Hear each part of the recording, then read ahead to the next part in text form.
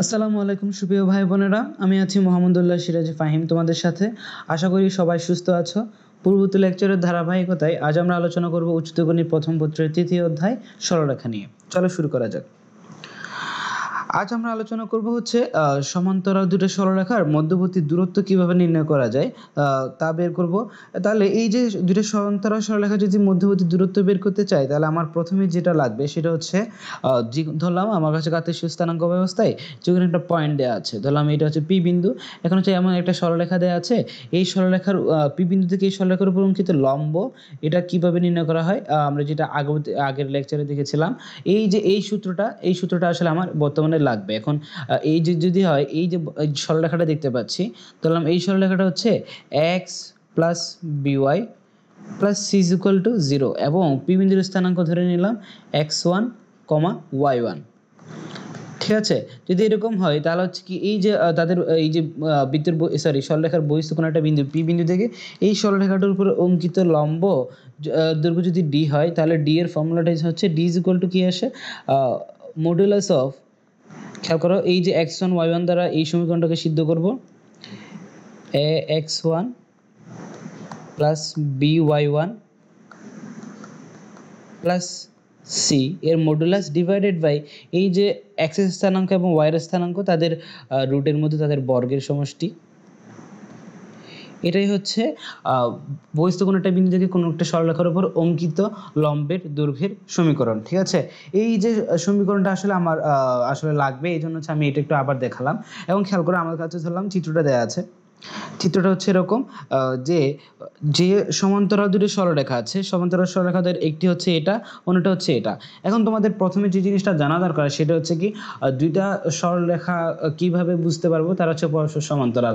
পূর্ববর্তী lecture follow করলে তোমরা নিজেরা জানার কথা, সেটা হচ্ছে কি আমরা আগে থেকে জানি দুটো সরলরেখা যদি পরস্পর সমান্তরাল হয় তাহলে হবে কি তাদের ঢাল দুটো পরস্পর সমান হবে, এটা আমরাও জানি। ঠিক আছে, আবার এটাও জানি যে তারা যদি এরকম যদি দুটো সমীকরণ হয় তাহলে আমরা বলতে পারি যে তাদের হচ্ছে কি হবে বলতো, এই যে এক্স স্থানাঙ্কের যে সহগ এবং ওয়াই স্থানাঙ্কের সহগ দুটার অনুপাত পরস্পর সমান হবে, অর্থাৎ A divided by A is equal to এই দুটো সমীকরণের ক্ষেত্রে A divided by A is equal to B divided by B.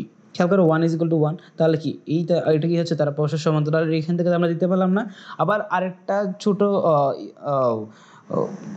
একটা বিষয় দ্বারা আমরা এই যে দুইটা সরলরেখা পরস্পর সমান্তরাল এটা বলে নিতে পারি, সেটা হচ্ছে যদি খেয়াল করো যদি এরকম হয় যে এক্স এর সহগ এবং ওয়াই এর সহগ যদি পরস্পর সমান হয়, ঠিক আছে, এবং যদি ওই একই সাথে যদি কি হয় তাদের যে কনস্ট্যান্ট দুটো আছে, খেয়াল করো এই কনস্ট্যান্ট যদি পরস্পর ভিন্ন হয় এবং তখনই আমরা বলতে পারবো সরলরেখা দুটি পরস্পর সমান্তরাল।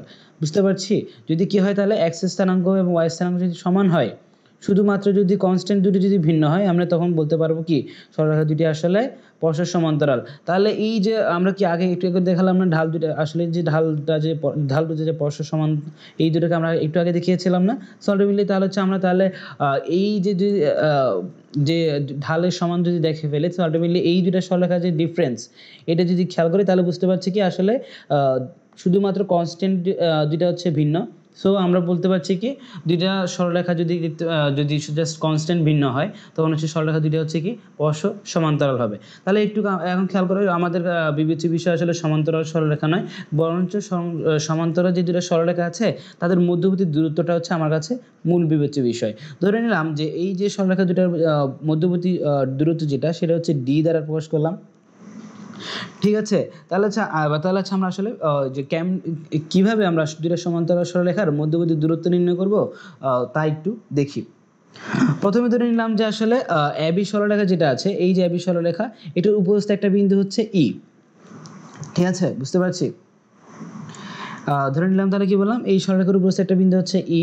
এই যে ই বিন্দু থেকে আমরা প্রথমে করবো কি এই যে সিডি সরলরেখা আছে না, এই সিডি সরলরেখার উপরে একটা লম্ব টানবো এবং ধরলাম যে লম্বটার পাদবিন্দু হচ্ছে এফ। ঠিক আছে, এবং ই বিন্দুর স্থানাঙ্ক ধরে নিলাম x1, y1। এখন আমরা আগের ক্লাসে কি দেখেছিলাম যে এইখানে কি দেখলাম বলেছি সেটা হচ্ছে ইএফ, এটা হচ্ছে কি লম্ব অফ সিডি, সিডির উপর লম্ব। এখন আমরা আগের ক্লাসে কি দেখেছিলাম সেটা হচ্ছে একটা সরলরেখার বহিস্থ কোনো একটা বিন্দু থেকে ওই সরলরেখার উপর লম্ব দূরত্ব কি দেখেছিলাম সেটা হচ্ছে কি এই যে লম্ব দূরত্বের সূত্রটা কি ছিল, সেটা হচ্ছে যে বহিস্থ বিন্দুটা আছে ওটা দ্বারা যদি আমি সরলরেখাটাকে সিদ্ধ করি তার মডুলাস মান ডিভাইডেড বাই কি হচ্ছে তার এই যে এক্সের সহগের রুটের ভেতরে এক্সের সহগের বর্গ প্লাস ওয়াইয়ের সহগের বর্গ, মনে পড়ে? সো তাহলে আমরা কি করতে পারি, এই যে তাদের এই যে ডিস্টেন্স ডিটাকে মেজার করতে পারি না? তাহলে এইখান থেকে আসলে আমাদের ডিটাই তো বের করতে বলা হয়েছে। তাহলে ডি সমান কি লিখতে পারি খেয়াল করো, এই যে তাহলে ওই যে সমীকরণটাকে সিদ্ধ করছি x1, y1 দ্বারা। এখন প্রশ্ন হচ্ছে কোন সমীকরণটাকে তোমরা সিদ্ধ করবা?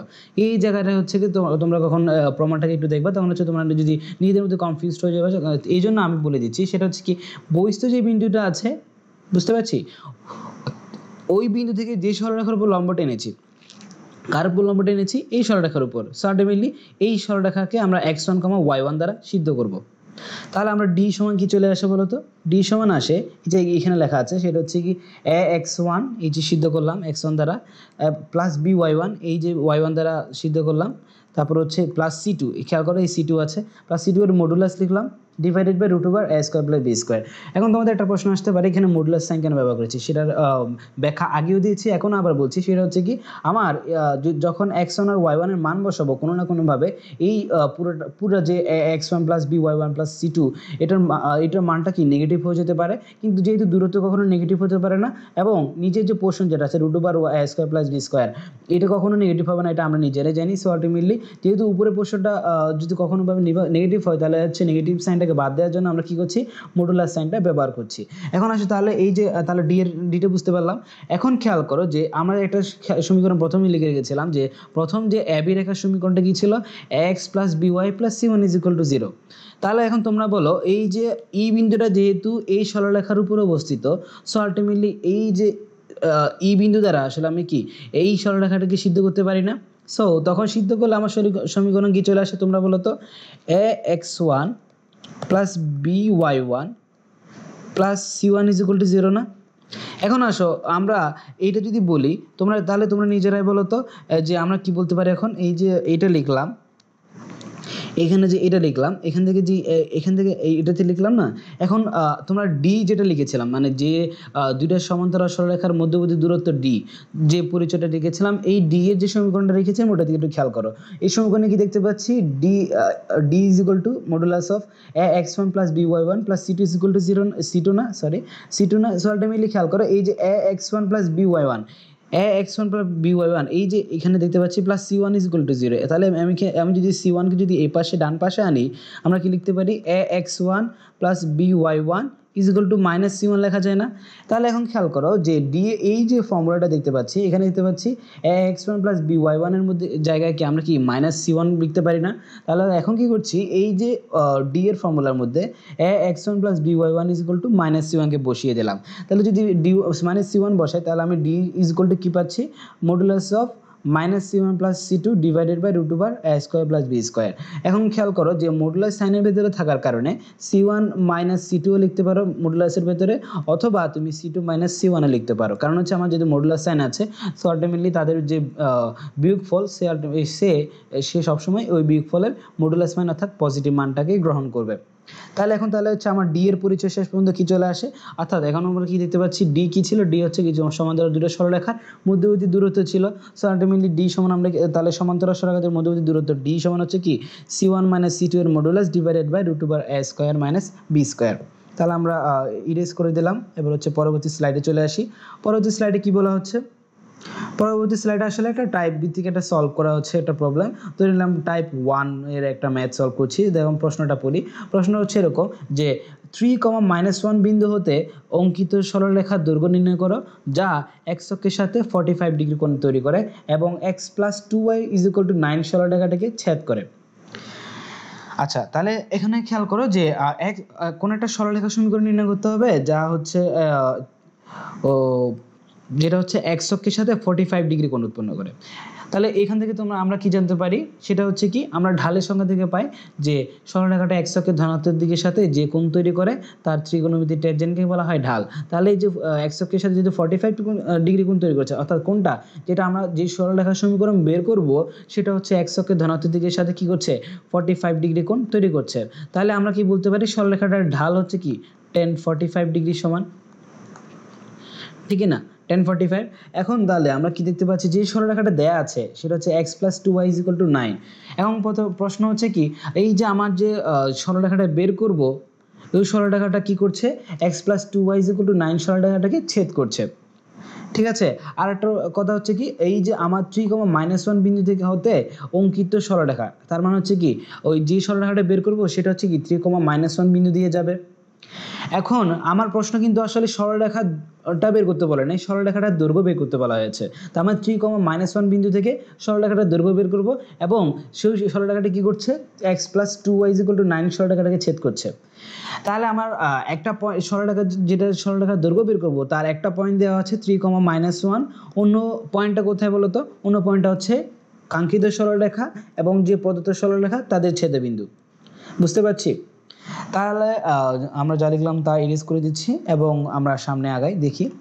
এখন তাহলে আমি কি প্যাটার্নটা বুঝতে পেরেছি? তাহলে আমরা প্যাটার্নটা হচ্ছে এরকম, আমরা একটা সরলরেখার সমীকরণ বের করব যে সরলরেখাটা 3, -1 বিন্দু দিয়ে যাবে এবং যার ঢাল হবে কত 45, ঢাল হবে tan 45 এর সমান এবং ওই যে সরলরেখাটা আমরা বের করব ওই সরলরেখাটা হবে কি x + 2y = 9 রেখাকে ছেদ করবে। সর্টে মিলে ওখান থেকে আমি কি করতে পারি যে বিন্দুতে ছেদ করছে ওই ছেদ বিন্দুর স্থানাঙ্ক বের করে নিতে পারি। এখন যে আরেকটা বিন্দু দেওয়া আছে 3, এবং যে স্থানাঙ্কটা বের করেছি ওই স্থানাঙ্ক দুটার এই যে দুটা বিন্দু এই দুটা বিন্দুর মধ্যে দূরত্ব বের করলে হচ্ছে আমার প্রবলেমটা সলভ হয়ে যাবে, বুঝতে পেরেছি। তাহলে আমরা তাহলে ম্যাথটা একটু দেখি। ম্যাথটা হচ্ছে এরকম যে 3, -1 বিন্দুগামী এবং x অক্ষের সাথে 45 ডিগ্রি কোণ তৈরি করে এরূপ সরলরেখার সমীকরণ। এখন তাহলে তোমাদের প্রথমেই বলে ফেলি সেটা হচ্ছে কি আমরা এক বিন্দুগামী যে কোনো সরলরেখার সমীকরণ খুব ইজিলি বের করতে পারি যদি আমরা কি করতে পারি ওই সরলরেখার ঢাল আমার কাছে জানা থাকে। আমরা কি জানি x1, y1 sorry x1, y1 বিন্দুগামী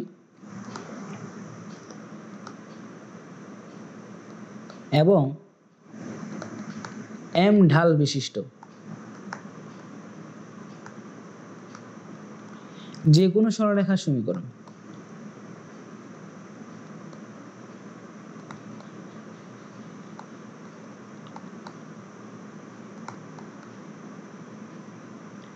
যে কোনো সরলরেখার সমীকরণ কি হবে y - y1 = m × x - x1। এটা হচ্ছে কি এক বিন্দুগামী সরলরেখার সমীকরণ, ঠিক আছে। এখন তাহলে হচ্ছে কি আমরা কি পেলাম এই যে বিন্দুটা দেওয়া আছে কি 3, -1 এবং ঢাল দেওয়া আছে কত tan 45 ডিগ্রি। সো তাহলে আমরা কি পাচ্ছি তাহলে সরলরেখাটার সমীকরণ কি চলে আসে y + 1 কেন হচ্ছে y + কেন 1 কেন এই খেয়াল করো y1 এর মান দেওয়া আছে -1 সো অটোমেটিক্যালি মাইনাসে মাইনাসে প্লাস হবে এবং y + 1 হলো y + 1 = x - 3। খেয়াল করো x এর স্থানাঙ্ক হচ্ছে 3। এখান থেকে তাহলে হচ্ছে খেয়াল করো এই যে এখানে হচ্ছে m এর মানটা কত, m এর মানটা 1 কেন বলো তো tan 45 ডিগ্রি মান আমরা কি জানি 1 এর সমান। তাই এটুকু তো বুঝতে পারলাম। এখন তাহলে হচ্ছে এখানে এটাকে যদি সিম্পলিফাই করি তাহলে x চলে আসে কি x - 4 y = 4 যেটাকে আমরা 1 নম্বর সমীকরণ দ্বারা লিখে রাখলাম। এবার তাহলে খেয়াল করো সামনে যদি আমরা কি দেখতে পাচ্ছি আমার যেই সরলরেখাটা বের করব সেই সরলরেখাটা পেয়ে গেছি আমরা কাঙ্ক্ষিত সরলরেখা যেটা। এখন হচ্ছে কি আমার কি বের করতে হবে এই যে আরেকটা সরলরেখা দেওয়া আছে x + 2y = 9 বলা হচ্ছে যে এই সরলরেখাটা কি করে আমার যে সরলরেখাটা বের করেছি ওই সরলরেখাটাকে ছেদ করছে, ঠিক আছে। সো আলটিমেটলি তাহলে হচ্ছে আমার ছেদবিন্দুটা লাগবে না পয়েন্ট অফ ইন্টারসেকশন লাগবে। তো তাহলে হচ্ছে আমরা কিভাবে পয়েন্ট অফ ইন্টারসেকশন বের করব পয়েন্ট অফ ইন্টারসেকশন তোমরা প্রতিস্থাপন অপনয়ন যে কোনো পদ্ধতিতে করতে পারো। তবে যেহেতু তোমরা এখন ইন্টার স্টুডেন্ট সো আলটিমেটলি তোমরা খুব ইজিলি সমীকরণ সলভ করে অর্থাৎ ক্যালকুলেটর ইউজ করে অথবা পর্যায়ক্রম পদ্ধতি ইউজ করে তোমরা ছেদবিন্দু স্থানাঙ্কটা পেয়ে যেতে পারবা। তাহলে আমরা দেখতে পাচ্ছি এখন ছেদবিন্দু স্থানাঙ্ক আমরা কি পেয়েছি 17/3, 5/3 বুঝতে পারছি। এখন খেয়াল করো আমার তাহলে হচ্ছে আমাকে কিন্তু প্রশ্নে কি চাওয়া হয়েছে প্রশ্নে চাওয়া হয়েছে সরলরেখাটার দৈর্ঘ্য বের করতে। এখন তোমরা খেয়াল করো আমরা সবসময় যে একটা ভুল করি পরীক্ষা হলে সেটা হচ্ছে আমরা প্রশ্নটা খুব ভালোভাবে পড়ি না। আমরা হচ্ছে কি এখানে যদি এই মেথড যদি প্রশ্নে দেওয়া হয় পরীক্ষার খাতায় দেওয়া হয় দেখা যাবে 40% স্টুডেন্ট আসলে সেই সরলরেখাটার সমীকরণ বের করে আসলে ম্যাথটা দিয়ে আসবে, অর্থাৎ সে যে এখানে যে দৈর্ঘ্য বের করতে বলা হয়েছে সেটা খেয়ালই করবে না, সে করবে কি অঙ্কিত সরলরেখার সমীকরণটা বের করবে এবং সে মনে মনে খুশি হয়ে যাবে এই ভেবে আল্লাহ আল্লাহ এত ছোট একটা ম্যাথ দেওয়া হয়েছে, কিন্তু আসলে যে দৈর্ঘ্য বের করতে বলা হয়েছে এটা তার মাথায় থাকবে না, বুঝতে পারছি। এখানে প্রশ্নের প্যাটার্নটা এরকম যে সরলরেখার সমীকরণ বের করবা 1 নাম্বার পাবা, তারপর হচ্ছে কি ছেদবিন্দু স্থানাঙ্ক বের করবা 2 নাম্বার পাবা, এবং হচ্ছে কি দৈর্ঘ্য যখন বের করবা তখন 3 নাম্বার পাবা, বুঝতে পারছো। সো আলটিমেটলি তাহলে হচ্ছে এখন কি করতে হবে, আমার দৈর্ঘ্য বের করতে হবে। যদি দৈর্ঘ্য বের করি তাহলে কি দেখতে পাচ্ছি যে আমার কাছে দুটা বিন্দু স্থানাঙ্ক দেওয়া আছে, একটা হচ্ছে x1, y1, আরেকটা বিন্দু স্থানাঙ্ক দেওয়া আছে x2, y2।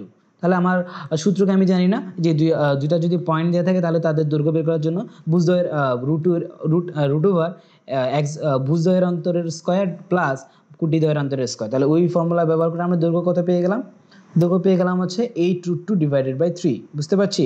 তাহলে আমরা তাহলে আজ তাহলে এই পর্যন্তই, পরবর্তী লেকচার দেখার জন্য আমন্ত্রণ রইল, ধন্যবাদ।